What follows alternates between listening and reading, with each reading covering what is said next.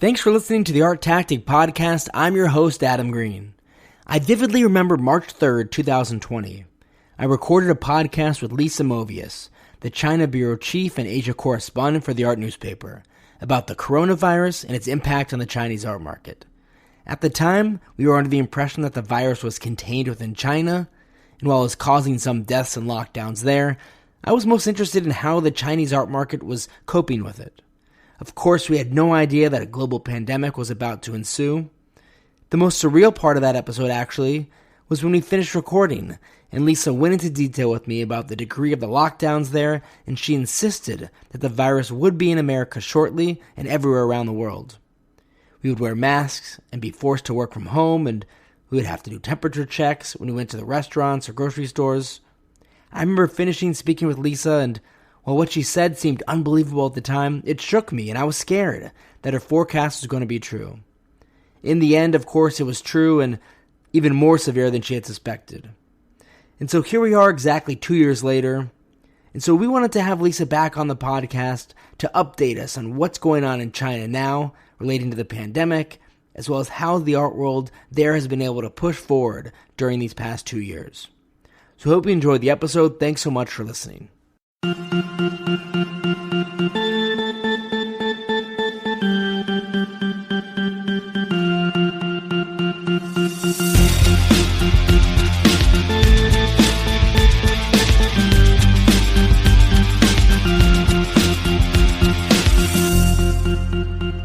Lisa, I hope you're doing well. Thanks so much for coming back on. It's a pleasure to be back, Adam. Definitely. We had you on the podcast in early March of 2020. It really turned out to be one of the most memorable episodes we've ever had on this podcast. I remember at the time reading about this virus named coronavirus that was in China, and it was disrupting the art market and the art world there. And you wrote a great article detailing just how impactful it was, and I read that and I reached out and invited you to come on to update us from the scene there in China as to what was actually happening. And at the time, it was this virus that felt so distant and so far away, and I didn't anticipate it would impact the world outside of Asia in any capacity. And it was just a very surreal episode looking back now.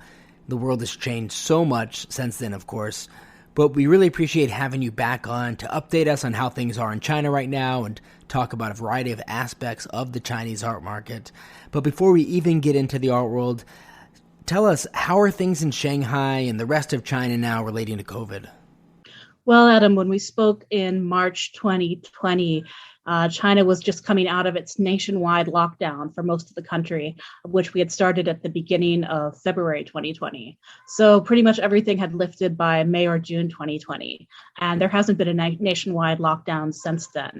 Instead, there's been just like spot lockdowns of just neighborhoods, or in one case, an entire city. Last month, Xi'an was under lockdown for an entire month because there was a large outbreak there. But by and large, after summer 2020, things have returned to pretty much business as usual, life as usual. You can travel, you just need to, still have to use the travel codes in many cases, but we're all pretty much used to it, and it's not particularly onerous. People mask up even when they don't have to. You only have to if you're on public transit or in places like a hospital, but about 50 to 60 people just wear them anyways because it's become habit now. Right now, China, since last month, China's having its first big quote unquote outbreak since the beginning of everything. But that means we had 85 symptomatic cases today in a country of 1.5 billion people. So that gives you a sense of how much of a bubble it is and how well it's contained through these tracking and these quarantines and these very spot lockdowns. And so what is the mood in China like at the moment within the art world there? I mean, here within the US and Europe and some other places, after the first few months of the pandemic, the market has just been so resilient and shockingly rebounded to beyond where it was even before the pandemic. In the latter half of 2020, we saw a really incredible rebound in the art market, at least. The economy was pretty slow that year. It only grew 2.3%. But the overall art market, especially the November Shanghai fairs, the mood was really ebullient because people were so glad to be out again and post-lockdown, being able to go to fairs and interact again, even though we're all locked in the country. And, if we leave, it's very hard to come back. If you can get back, there's a quarantine, but it's also hard to get permission to come back. And it's also hard to find flights because so many have been canceled. So people, by and large, have just stayed put within the country without international travel. However, it's a big country. There's big domestic market.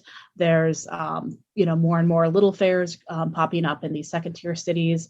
So there's a lot happening, and especially the bigger fairs when they first had the return in 2020 saw a really good energy. So that was 2020, and then last year things were kind of even keel. It was about the same, economic pace as we've had in previous years of around 5%. That was 8.1% last year. So sort of a recovery from the slowness of 2020. That was the economy overall, but I feel like the art market was a little bit more, not as fast as it was at the end of 2020. It was much more. The people who are going to jump in had already jumped in. The people who are eager to buy had already bought, and so it was more of a sort of reaching a consensus about how things were going to stabilize going forward. And this year, it really is hard to say because the overall economic indicators are, pretty stable, but there are things like, the certain political instability happening in Europe that we don't know how it's going to impact Asia.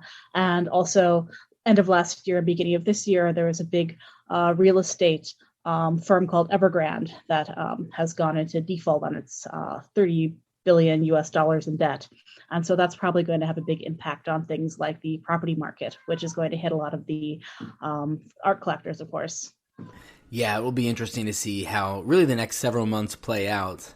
And so you wrote a really great article for Art Basel recently crediting Chinese galleries' agility as one of the primary reasons why they were able to survive and, in many cases, thrive during this pandemic. I would love it if you can shed some light on that for us and explain some of the ways galleries in China were able to be agile during this pandemic. Well, during the lockdown period, a lot of galleries couldn't actually access their physical spaces. So they often gave up those premises or decided that was what they were going to do going forward. And so some of these galleries have been just entirely disembodied and working from home or having like a small office instead of a full gallery. Even galleries who kept their spaces, some of them say gave up their nice storage space and so on. And some of them have been doing things like small pop-ups and interactive things and, doing projects in other cities to reach a bigger audience, that sort of thing. And so going to art fairs this past year, whether it was in New York, Basel, Switzerland, Miami, most recently in Los Angeles, Chinese galleries and collectors are noticeably absent due to the strict quarantine rules they have there. How are the participants in the art world in China feeling just about not being able to be present physically at these fairs and events around the world? I think everyone misses their usual jet-setting lifestyles for sure. But the reluctance to travel to Western fairs, of course, is not just quarantine issues. There's also a question about safety because a lot of the fairs in the West, people don't wear masks. There's not temperature checks. There's not testing. And, there have been cases of dealers going to art fairs and catching COVID and dying.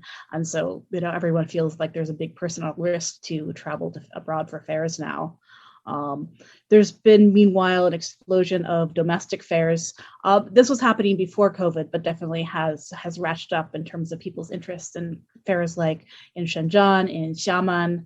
And so they're looking more at expanding these domestic markets. The support from these fairs is not just coming from the usual fair organizers, but a lot of cities feel like that organizing an art fair, and especially a contemporary art fair, is a way to sort of pump some new culture into their cities and get some, cultural, to attract more like cultural talent and things like that. So that's also been a big strategy for local galleries to, focus more locally instead of internationally.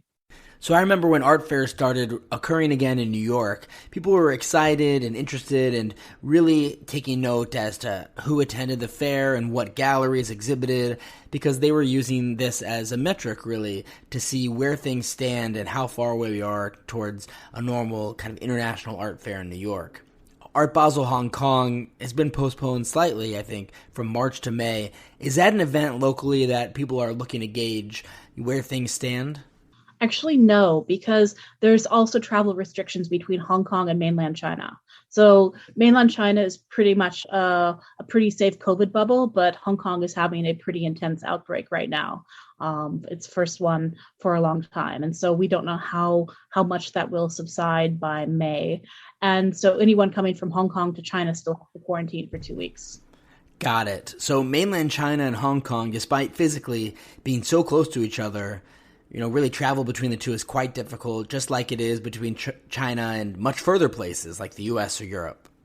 People are reluctant to travel just for a fair. I know some dealers who have to go between the two and have become quite the professional quarantiners and have done it 3 or 4 times because they have to work in both regions. Wow. So, we've been reading about cases rising in Hong Kong recently.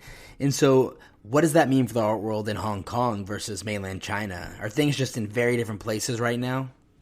Yeah, they're definitely in very different places. Hong Kong has its own strong core of galleries and collectors and artists, but traditionally it has very much depended on the influx from the mainland. So having this kind of closing off is a bit challenging for Art Basel in Hong Kong and the overall art market in Hong Kong. But there's still, a lot of galleries are still joining Art Basel in Hong Kong via the satellite booths, and it's okay. It's not as good as being in person, but it's a way to manage. Well, Lisa, thanks so much again for coming onto the podcast and updating us from Shanghai as to how things are going there relating to COVID and the art market. We're glad to hear you're doing well and staying safe. And if our listeners want to stay updated on any new articles in the art newspaper or Art Basel, as well as just your musings on the art market, where can we find you on social media? My Twitter handle is just at Lisa Movius, full name. And most of my stories, as you say, are on the art newspaper. Perfect. Thanks again. Thank you. Take care.